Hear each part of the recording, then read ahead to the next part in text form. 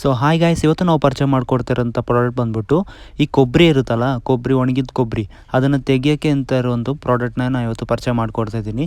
ಅದನ್ನು ಹೇಗೆ ತೆಗೆಯೋದು ಅಂತ ನಾನು ಯೂಸ್ ಮಾಡಿ ತೋರಿಸ್ಕೊಡ್ತೀನಿ. ತುಂಬ ಜನ ಮನೇಲಿ ಏನು ಮಾಡ್ತಾರೆ ಅಂದರೆ ಚಾಕು ತೊಗೊಂಡು ತೆಗಿಯೋಕ್ಕೆ ಟ್ರೈ ಮಾಡ್ತಾರೆ, ಚಾಕುಯಿಂದೆಲ್ಲ ತೆಗಿಯೋಕ್ಕೆ ಟ್ರೈ ಮಾಡ್ತಾರೆ. ಮಿಸ್ಸಾಗಿ ಕೈಗೆಲ್ಲ ಬಂದ್ಬಿಡುತ್ತೆ ಒಬ್ಬೊಬ್ಬರಿಗೆ. ಅವರಿಗೆಲ್ಲ ಯೂಸ್ಫುಲ್ ಪ್ರಾಡಕ್ಟ್ ಅಂತ ಹೇಳ್ಬೋದು. ನಾನು ಇವತ್ತು ತೋರಿಸ್ಕೊಡ್ತೀನಿ ಹೇಗೆ ಇದನ್ನು ತೆಗೆಯೋದು ಅಂತ. ಒಣಗಿದ ಕೊಬ್ಬರಿ ತೆಗಿಯೋಕೆ ಇದನ್ನು ಯೂಸ್ ಮಾಡೋದು. ತೆಂಗಿನಕಾಯಿನೂ ತೆಗಿಬೋದು, ಚಿಪ್ಪೊಳಗಡೆ ತೆಂಗಿನಕಾಯಿನೂ ತೆಗಿಬೋದು. ನೋಡಿ, ಇದನ್ನು ತೋರಿಸ್ಕೊಡ್ತೀನಿ. ಈ ಥರ ತೆಗಿಬೋದು, ಈಸಿಯಾಗಿ ತೆಗಿಬೋದು. ಚಾಕುಯಿಂದೆಲ್ಲ ತೆಗಿಯೋತ್ತಿಗೆ ಮಿಸ್ಸಾಗಿ ಕೈಗೆ ಬಂದುಬಿಡುತ್ತೆ. ಆ ಥರ ಏನೂ ಇದರಲ್ಲಿ ಆಗೋಲ್ಲ.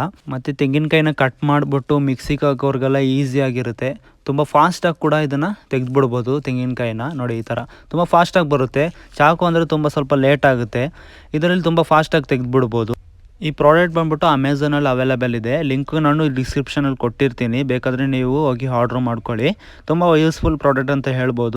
ನಿಮ್ಗೇನಾದರೂ ಈ ಪ್ರಾಡಕ್ಟ್ ಬೇಕಂದರೆ ಅಮೆಝಾನಲ್ಲಿ ಅವೈಲೇಬಲ್ ಇದೆ, ಈಗಲೇ ಹೋಗಿ ಬೇಕಾದರೆ ಆರ್ಡ್ರ್ ಮಾಡ್ಕೊಳ್ಳಿ.